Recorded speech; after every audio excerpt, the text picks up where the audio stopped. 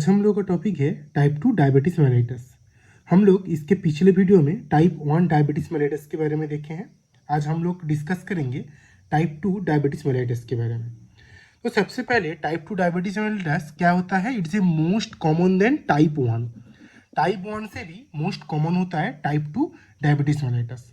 फिर मैकेनिज्म, हम लोग टाइप 1 के टाइम में मैकेनिज्म देखे थे। टाइप 1 होता क्यों है? टाइप 1 होता है बीटा सेल जो रहते हैं, बीटा सेल के डिस्ट्रक्शन के कारण होता था टाइप 1। बीटा सेल में प्रॉब्लम की वजह से, एब्सोल्यूट इंसुलिन डिफिशियंसी की वजह से होता था टाइप 1। टाइप 2 किस लिए होता है? इंसुलिन रेजिस्टेंस के लिए टाइप 2 होते हैं। ये जो है बहुत ही इंपॉर्टेंट एक पॉइंट है, इंसुलिन रेजिस्टेंस के कारण होते हैं टाइप 2 डायबिटीज मेलाइटस। इसके बाद हम लोग देखेंगे इसके रिस्क फैक्टर क्या क्या होता है। रिस्क फैक्टर में जो होता है ये मल्टी फैक्टोरियल होता है, मतलब बहुत कुछ कारणों से हो सकता है, बट फिर भी इसका कुछ कुछ जो रिस्क फैक्टर है वो होता है लाइफस्टाइल और इन्वायरमेंटल जो फैक्टर्स है वो ज़्यादा होते हैं इसके रिस्क फैक्टर। लाइफस्टाइल और इन्वायरमेंटल फैक्टर्स के अंदर क्या क्या है? जैसे कि इंक्रीज कैलोरी इंटेक, मतलब हम लोग हर दिन जो फूड लेते हैं, अगर हाई फैटी फूड या फिर हाई कैलोरी इंटेक, हम लोग के बॉडी के लिए, हम लोग के बॉडी वेट के लिए जितना कैलोरी चाहिए उससे अगर ज़्यादा हम लोग कैलोरी लेते हैं तो डायबिटीज मेलाइटस देखा जाता है। एक्चुअली डायबिटीज मेलाइटस का मतलब क्या होता है? जब ब्लड में ग्लूकोज का लेवल, इंक्रीज हो जाता है एक्चुअली, तभी डायबिटीज मेलाइटस होता है। ठीक है, तो इंक्रीज कैलोरी इंटेक मतलब जितना कैलोरी हम लोग का ज़रूरत है उससे ज़्यादा कैलोरी जब हम लोग एब्जॉर्ब करते हैं, लेते हैं, तभी हम लोग को डायबिटीज मेलाइटस होते हैं। फिर होता है सेकेंडरी लाइफस्टाइल। सेकेंडरी लाइफस्टाइल मतलब क्या होता है? सेकेंडरी लाइफस्टाइल मतलब होते हैं जैसे कि अल्कोहलिज्म, ज़्यादा स्मोकिंग करना, हाई फैटी फूड खाना, या फिर ज़्यादा कैलोरी इंटेक, ये सब के, या फिर फास्ट फूड ज़्यादा खाना, ये सब होता है सेकेंड लाइफस्टाइल। मतलब सेकेंडरी लाइफस्टाइल मतलब हाई फाई लाइफस्टाइल जो लोग जीते हैं। फिर होता है क्रॉनिक स्ट्रेस। क्रॉनिक स्ट्रेस मतलब कंटिन्यूसली जब कोई एंग्जाइटी या फिर किसी चीज़ के लिए टेंशन में रहते हैं कंटिन्यूसली, तो उसको बोलेंगे क्रॉनिक स्ट्रेस। उस क्रॉनिक स्ट्रेस के कारण से भी जो है टाइप 2 डायबिटीज मेलाइटस होते हैं। फिर है बीएमआई, जो हम लोग का बॉडी का बीएमआई है। हम लोग के बॉडी के बीएमआई जब 30 से भी ज़्यादा होता है, 30 kg पर मीटर स्क्वायर से ज़्यादा होता है, तभी भी हम लोग का डायबिटीज 1 मेलाइटस, डायबिटीज 2 मेलाइटस देखा जा सकता है। ठीक है, तो क्या क्या देखे हम लोगों ने? मल्टीफैक्टरल हो सकते हैं, increase calorie intake, secondary lifestyle, chronic stress, BMI मोर देन 30 होने से डायबिटीज 2 मेलाइटस का रिस्क फैक्टर है ये सब। अब हम लोग इसके बारे में, डायबिटीज 2 मेलाइटस के बारे में 2-4 चीज़ देख लेंगे इंपॉर्टेंट एमसीक्यू के बेसिस पे, जो बहुत ही इंपॉर्टेंट है डायबिटीज 2 मेलाइटस के लिए। सबसे पहले है एज ऑनसेट। एज होता है मेनली मोर देन 30 ईयर जो लोग होते हैं उन लोगों के लिए डायबिटीज 2 मेलाइटस होते हैं। ठीक है, और ई पेप्टाइड लेवल वो नॉर्मल या फिर हाई होने से डायबिटीज 2 मेलाइटस होता है। जो ई पेप्टाइड लेवल है वो नॉर्मल और हाई होने से। ऑटो एंटीबॉडीज हमेशा नेगेटिव होता है। ऑटो एंटीबॉडीज टाइप 1 में पॉजिटिव था। टाइप 1 जो था उसमें ऑटो एंटीबॉडीज पॉजिटिव था टाइप 1 में। हम लोग बाद में टाइप 1 और टाइप 2 का एक डिफरेंस देखेंगे, बट फिर भी एमसीक्यू के बेसिस ले ये इंपॉर्टेंट है। एज ऑनसेट 30 ईयर से ज़्यादा होगा, ई पेप्टाइड लेवल नॉर्मल और हाई होगा, ऑटो एंटीबॉडीज नेगेटिव होगा टाइप 2 में, बट टाइप 1 में पॉजिटिव होता है। Sign of insulin resistance. Sign of insulin resistance means जब इंसुलिन बॉडी में, मतलब हम लोगों का टाइप 2 डायबिटीज मेलाइटस होता है इंसुलिन रेजिस्टेंस के लिए, तो कब होगा हम लोग समझेंगे कि बॉडी में इंसुलिन रेजिस्टेंस हुआ? एकांथोसिस नाइग्रिकेंस। एकांथोसिस नाइग्रिकेंस मीन्स हम लोग के गर्दन या फिर हम लोग का जो एल्बो जॉइंट है उसके पीछे जब ब्लैकिश डिस्कलरेशन हो जाता है, हम लोग के गर्दन के पीछे जब ब्लैकिश डिस्कलरेशन देखा जाता है, तब उसको बोलते हैं एकांथोसिस नाइग्रिकेंस। ये होता है साइन ऑफ इंसुलिन रेजिस्टेंस। फिर जो डायबिटिक कीटोएसिडोसिस है, ये डायबिटिक कीटोएसिडोसिस लेस लकीली होता है, but diabetes ketoacidosis more luckily किस में होता है? टाइप 1 डायबिटीज मेलाइटस में। ये भी एमसीक्यू बेसिस पे इंपॉर्टेंट है। तो ये सारा जो पॉइंट है, age onset more than 30 years के लिए ई पेप्टाइड लेवल नॉर्मल और हाई होते हैं, ऑटो एंटीबॉडीज नेगेटिव होते हैं, sign of insulin resistance acanthosis nigricans जो है ये डायबिटीज 2 में देखा जाता है, और कीटो एसिडोसिस जो है ये कीटो एसिडोसिस जो है लेस लाकिली होता है। ये टाइप 2 डायबिटीज मेलिटस का एमसीक्यू बेसिस पे इंपॉर्टेंट कुछ पॉइंट्स हैं। एंड इसमें हम लोग देखें कि टाई बॉन्ड के साथ साथ इसका कुछ कुछ डिफरेंस। अब इसके बाद हम लोग समझ लेंगे कि डायबिटीज 2 जो मेलाइटस होता है इसका एक्चुअली मैकेनिज्म क्या है, होता कैसे है, ठीक है। तो हम लोग इधर देखें कि डायबिटीज 2 मेलाइटस क्यों होता है। ये होता है मेनली इंसुलिन रेजिस्टेंस के लिए, इंसुलिन रेजिस्टेंस। अब होता क्यों है, क्यों हो सकते हैं इंसुलिन रेजिस्टेंस, या फिर कौन से मैकेनिज्म है इसका। तो नॉर्मल हम लोग इसके लिए हम लोग को पहले समझना पड़ेगा जो ब्लड ग्लूकोज रेगुलेशन है, ब्लड ग्लूकोज रेगुलेशन सिस्टम को समझना पड़ेगा। तो पहले हम लोग ब्लड ग्लूकोज रेगुलेशन को देख लेते हैं।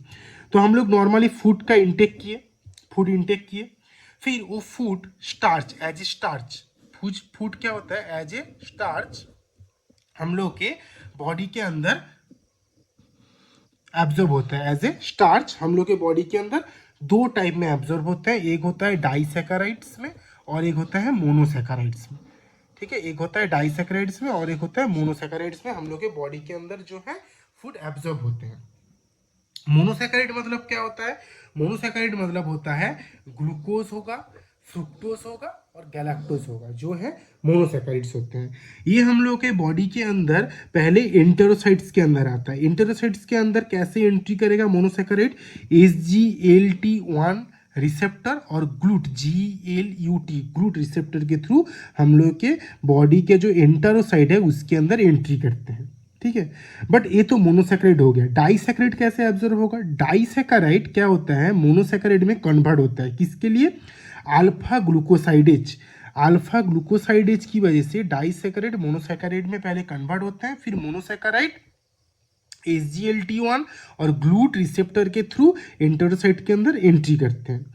फिर उसके बाद ग्लूकोज जो रहते हैं, फिर इसके बाद क्या होता है, ये जो ग्लूकोज रहते हैं ये ग्लूकोज GLUT2 रिसेप्टर के थ्रू ब्लड वेसल्स में ब्लड में एंट्री करते हैं, ठीक है। तो GLUT2 रिसेप्टर्स के थ्रू ग्लूकोज एंट्री करते हैं ब्लड में। तो ग्लूकोज जब एंट्री करते हैं ब्लड में तब उसके मतलब ब्लड में जो ग्लूकोज का लेवल है इंक्रीज हो जाते हैं। फिर क्या होता है, ग्लूकोज ब्लड में इंक्रीज होने के बाद ग्लूकोज क्या करेंगे, ग्लूकोज GLUT2, इधर भी GLUT2 के थ्रू एंटेरोसाइट से ब्लड वेसल में एंट्री किया था। फिर यही सेम GLUT2 रिसेप्टर के कारण ग्लूकोज क्या करते हैं, पैंक्रियाटिक के बीटा सेल के अंदर एंट्री करते हैं GLUT2 रिसेप्टर के through.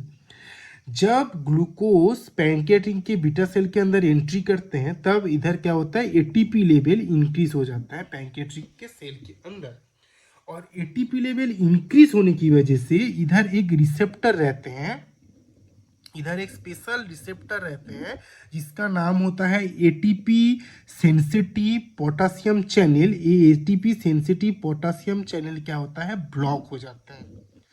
ATP sensitive potassium channel क्या होता है, ब्लॉक हो जाता है। एटीपी इंक्रीज होने की वजह से इधर क्या होता है, ATP sensitive potassium channel block हो जाते हैं। तो सेल के अंदर पोटासियम जो है इंक्रीज होते जाएगा, पोटासियम इंक्रीज होगा। पोटासियम इंक्रीज होने की वजह से डीपोलराइजेशन होगा।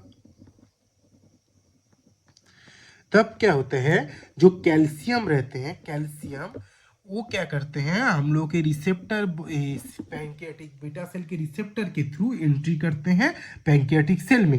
यही कैल्शियम क्या करते हैं, इधर से इंसुलिन रिसेप्टर से इंसुलिन रिलीज कराते हैं, जो इंसुलिन पैंक्रियाटिक बीटा सेल से रिलीज होते हैं।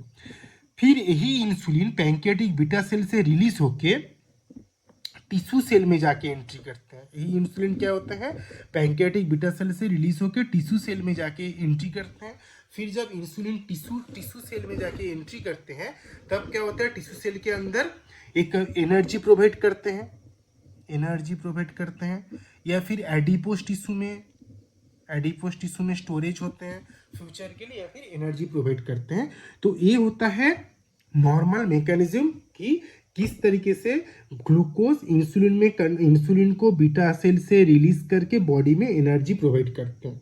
तो अगर इस जगह पे जहाँ पर यहाँ तक हम लोग पहले मान लेते हैं कि यहाँ तक जो भी प्रोसेस था, मीन्स जो भी ये पूरा प्रोसेस था कि पहले जो था यहाँ से ग्लूकोज हम लोग अच्छे से फूड लिए, उसके बाद जो है ग्लूकोज एंटेरोसाइट में एंट्री किए, उसके बाद जो है ब्लड में भी जाए, उसके बाद पैंक्रियाटिक बीटा सेल में भी ठीक से गए हैं, और उसके बाद जो है टिश्यू सेल, उसके बाद पैंक्रियाटिक बीटा सेल में भी ठीक से गया है। बट अगर देखा जाए कि इसके बाद अगर कुछ प्रॉब्लम जो यहाँ पर इंसुलिन रिसेप्टर रहा है, इस इंसुलिन रिसेप्टर में अगर कुछ प्रॉब्लम है और उस वजह से इंसुलिन रिसेप्टर में कुछ प्रॉब्लम है, तो उस वजह से भी क्या हो सकते हैं, जो इंसुलिन रेजिस्टेंट हो सकता है। मान लीजिए कि यहाँ पर प्रॉब्लम है, फर्स्ट प्रॉब्लम यहाँ पर, तो क्या होगा कि इंसुलिन जो टिश्यू सेल है वहाँ पर अच्छे से डिपॉजिट नहीं हो पाएगा, एनर्जी प्रोवाइड नहीं कर पाएगा, काम नहीं कर पाएगा, तो उस वजह से क्या होता है, इंसुलिन रेजिस्टेंट होते हैं। ठीक है, एक पहला हो गया। फिर दूसरा, अगर पैंक्रियाटिक बीटा सेल, ये हो गया मोस्ट इंपॉर्टेंट कारण टाइप 2 का। दूसरा क्या हो सकता है, दूसरा ये भी हो सकता है कि जो पैंक्रियाटिक बीटा सेल है, इसका ही पैंक्रियाटिक बीटा सेल में ही कुछ प्रॉब्लम है। तो क्या होगा, तो जो बॉडी का ब्लड ग्लूकोज है, ये ब्लड ग्लूकोज हम लोग के पैंक्रियाटिक बीटा सेल के अंदर मेटाबॉलिज्म पूरा कंप्लीट करके अच्छे से इंसुलिन रिलीज नहीं कर पाएगा, तो तभी भी क्या होगा, ब्लड में ग्लूकोज इंक्रीज हो जाएगा। तो पहला कारण क्या हुआ कि टिश्यू सेल के रिसेप्टर के अंदर इंसुलिन नहीं एंटर कर पाया, तो रिसेप्टर के कारण नहीं एंटर पाएगा तो इंसुलिन रेजिस्टेंस हो जाएगा। फिर क्या हो गया, पैंक्रियाटिक बीटा सेल में प्रॉब्लम है, उस वजह से भी प्रॉब्लम हो सकता है कि डायबिटीज हो जाए, ब्लड ग्लूकोज इंक्रीज हो जाए। फिर इधर भी हो सकता है कि ये जो रिसेप्टर है, GLUT2 रिसेप्टर या फिर ग्लूट रिसेप्टर, SGLT रिसेप्टर, ये सब रिसेप्टर के लिए भी प्रॉब्लम हो सकते हैं, जहाँ पर प्रॉब्लम की वजह से ब्लड में ग्लूकोज जो है वो ग्लूकोज इंक्रीज हो सकते हैं, उस वजह से क्या होता है, डायबिटीज हो सकते हैं। इसका क्लिनिकल फीचर्स क्या क्या रहते हैं। क्लिनिकल फीचर्स के अंदर जो सबसे पहले, जो सबसे मेन इसके क्लिनिकल फीचर्स, वो है पॉलीयूरिया, फिर होता है पॉलीडिप्सिया, फिर आता है पॉलीफेजिया, फिर आता है वेट लॉस। पॉलीयूरिया मतलब क्या होता है, पॉलीयूरिया मतलब यूरिन इंक्रीज हो जाता है। पॉलीडिप्सिया मतलब क्या होता है, पॉलीडिप्सिया मतलब ज़्यादा थ्रस्ट आता है, मतलब ज़्यादा पानी पीना। तो पॉलीयूरिया होगा मतलब पॉलीडिप्सिया होगा, इस कारण से क्या होता है, वेट लॉस होता है। ये जो चार क्लिनिकल फीचर्स हैं इसकी, ये जो चार क्लिनिकल फीचर्स है, ये है solid, polyuria, polydipsia, polyphagia, weight loss, ये होता है मेन क्लिनिकल फीचर्स। इसको छोड़ के क्या क्या रहता है, अगर पॉलीयूरिया होगा तो बॉडी से ज़्यादा जो फ्लूइड है या फिर जो वाटर है वो लॉस होगा, तो उसमें थ्रस्ट बढ़ेगा, तो थ्रस्ट बढ़ेगा तो क्या होगा, ड्राई माउथ आएगा। फिर क्या होता है, हेडेक होगा, अगर बॉडी में ज़्यादा यूरिन बॉडी से या फिर ज़्यादा जो फ्लूइड है वो बॉडी से रिलीज हो जाएगा, तो क्या आएगा, हाइपरटेंशन आएगा, नॉट हाइपरटेंशन, तो अब क्या आएगा, थ्रस्ट आएगा। थ्रस्ट आने से क्या होता है, हेडेक आएगा। ठीक है, तो हेडेक आएगा। उसके बाद क्या होगा, फैटिक भी होगा। फिर हम लोग ब्लरिंग ऑफ विजन भी हो सकता है, ब्लरिंग ऑफ विजन भी हो सकता है डायबिटीज बढ़ने से। फिर हम लोगों ने अभी देखा कि इंसुलिन रेजिस्टेंस मतलब क्या होता है कि टिश्यू सेल में जो इंसुलिन है ठीक से डिपॉजिट नहीं हो पा रहा है। तो इंसुलिन अगर टिश्यू सेल में डिपॉजिट नहीं होगा तो क्या होगा कि बॉडी एनर्जी भी ठीक से प्रोवाइड नहीं कर पाएगा, तो उसमें वीकनेस आएगा, लिथर्जी भी आएगा। तो और इसके कारण क्या होता है, नॉजिया वोमिटिंग भी आता है कभी कभी, और इरिटेबिलिटी एंड डिफिकल्टी भी होता है। इरिटेबिलिटी, जो डायबिटीज पेशेंट रहता है उसमें इरिटेबिलिटी और डिफिकल्टी भी देखा जाता है। फिर साइन ऑफ सिम्टम में स्पेशल नोट्स हैं कि जो टाइप 1 डायबिटीज मेलेटस है वो 7 to 90% सिम्टोमेटिक होता है, और टाइप 1 जो रहता है 7 to 90% सिम्टोमेटिक रहेगा। Type 2 diabetes mellitus 50 to 90% symptomatic रहेगा। Type 1 diabetes mellitus 70 to 90% symptomatic, type 2 diabetes mellitus 50 to 90% symptomatic. ये मोस्ट इंपॉर्टेंट MCQ है, MCQ में एग्जैक्ट आते हैं। इसके बाद हम लोग देख लेंगे डायबिटीज मेलिटस का कॉम्प्लिकेशन। हम लोग कॉम्प्लिकेशन देख लेंगे कि डायबिटीज मेलिटस में किस टाइप का कॉम्प्लिकेशन देखा जा सकता है। तो पहले हम लोग देखेंगे कि क्रॉनिक हाइपरग्लाइसेमिया हो गया। क्रॉनिक हाइपरग्लाइसेमिया होने से क्या होता है, सॉर्बिटॉल बनते हैं, सॉर्बिटॉल होता है। ये सॉर्बिटॉल क्या करते हैं, ऑक्सीडेटिव स्ट्रेस कराएगा। सॉर्बिटॉल क्या करेगा, ऑक्सीडेटिव स्ट्रेस कराएगा, ऑक्सीडेटिव स्ट्रेस। ये हो गया पहला कॉम्प्लिकेशन। फिर क्या होगा, क्रॉनिक हाइपोग्लाइसेमिया के लिए होता है activation of the diacyl glycerol, activation of the diacyl glycerol and protein kinase C, activation of the diacyl glycerol and protein kinase C. तो ये डाइएसाइल ग्लिसरॉल और प्रोटीन काइनेज सी ये क्या करते हैं, जो इंक्रीज करते हैं extortion of endothelial, extortion of endothelial को इंक्रीज कर देते हैं। इसके कारण क्या होता है, एक होता है वेसोकॉन्स्ट्रिक्शन हो जाता है और thickening of the basement membrane हो जाता है। वेसोकॉन्स्ट्रिक्शन हो जाता है, thickening of the basement membrane हो जाता है। ठीक है, ये हो गया थर्ड एंड फोर्थ कॉम्प्लिकेशन। फिर third and second and third complication. फिर फोर्थ कॉम्प्लिकेशन, क्रॉनिक हाइपरग्लाइसेमिया के कारण क्या होता है, इंक्रीज एजीई। एज मतलब एज नहीं है, मतलब ज़्यादा एजेड हो गया ऐसा नहीं है। एज का फुल फॉर्म होता है advance glycation end product, advance glycation end product, glycation end product. ठीक है, एडवांस ग्लाइकेशन एंड प्रोडक्ट, ये इंक्रीज होता है। तो इसके कारण क्या होता है, इन्फ्लामेटरी जो साइटोकाइनेस रहते हैं वो इंक्रीज हो जाते हैं और जो ग्रोथ फैक्टर रहते हैं वो ग्रोथ फैक्टर भी इंक्रीज हो जाते हैं। तो फिर हम लोगों ने क्या देखा, इसके मोस्ट कॉमन कॉम्प्लिकेशन क्या क्या होता है, ऑक्सीडेटिव स्ट्रेस। और इसके कारण क्या होता है, फिर ऑक्सीडेटिव स्ट्रेस के बाद क्या होता है, increase extortion of the endothelial, उसके कारण vasoconstriction, thickening of the basement membrane होगा। और advance glycation end product increase के लिए क्या होता है, increase inflammatory cytokines and increase growth factor. ठीक है, इसके बाद नेक्स्ट ये छोड़ के भी इसका और कुछ इंपॉर्टेंट कॉम्प्लिकेशन है। कौन कौन सा complication, ischaemic heart disease, ischaemic heart disease हो सकता है। एक्चुअली क्या होता है डायबिटीज मेलिटस में इस्केमिक हार्ट डिजीज ये सब क्यों आता है, क्योंकि बॉडी का जो एनर्जी है वो सही लेवल से प्रोवाइड नहीं हो पाता है, बॉडी के एनर्जी के प्रॉब्लम होते हैं। बॉडी एनर्जी के प्रॉब्लम की होने की वजह से ischaemic heart disease, coronary heart disease, stroke, ये सब कॉम्प्लिकेशन दिख सकते हैं। फिर सेरिब्रोवास्कुलर डिजीज भी होता है, डायबिटिक नेफ्रोपैथी, डायबिटिक न्यूरोपैथी, ये मोस्ट कॉमन देखा जाता है। Diabetic nephropathy, diabetic neuropathy, chronic kidney disease, diabetic nephropathy के कारण क्रॉनिक किडनी डिजीज भी होता है, ये भी मोस्ट कॉमन है। Diabetic foot, diabetic retinopathy, peripheral vascular disease. ठीक है, ये हो गया इसका कॉम्प्लिकेशन। तो सबसे पहले हम लोग और एक बार कॉम्प्लिकेशन को रिवाइज करेंगे क्योंकि बहुत इंपॉर्टेंट है एमसीक्यू के बेसिस में। मेन इसका कॉम्प्लिकेशन होता है ऑक्सीडेटिव स्ट्रेस, फिर होता है एक increase the extortion of endothelial, उसके कारण वेसोकॉन्स्ट्रिक्शन होता है, thickening of the basement membrane होता है। फिर होता है इंक्रीज एजीए के कारण एडवांस गाइकेशन एंड प्रोडक्ट, उसके लिए इन्फ्लेमेटरी जो साइटोकाइन्स रहता है वो इंक्रीज होता है, ग्रोथ फैक्टर इंक्रीज होता है।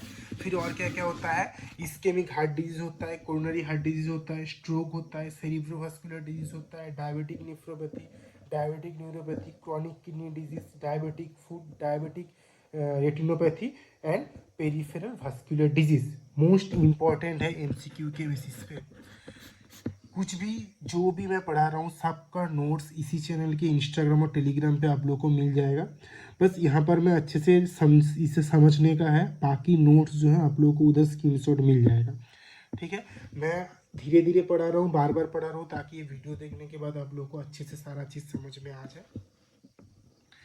फिर नेक्स्ट एक इम्पोर्टेंट एक क्वेश्चन रहते हैं नॉर्मली बेसिस, एक कोई एग्जाम रिलेटेड नहीं बट हम लोग के बेसिस लाइफ का क्वेश्चन है कि when do I screening for type 2 diabetes mellitus in asymptomatic condition. अगर आप पे कुछ भी सिम्टम नहीं हो रहा है तभी भी कब हम लोगों का डायबिटीज 2 के लिए स्क्रीनिंग टेस्ट करना चाहिए।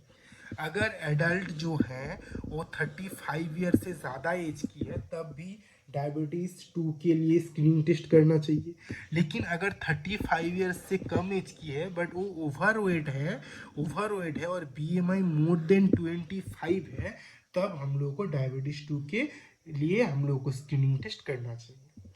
तो ये रहा डायबिटीज़ 2 का। हम लोग पहले भी डायबिटीज़ 1 का वीडियो देख चुके हैं। जो लोग नहीं देखे हैं जा सकते हैं, इसी चैनल पे डायबिटीज़ 1 का भी वीडियो है।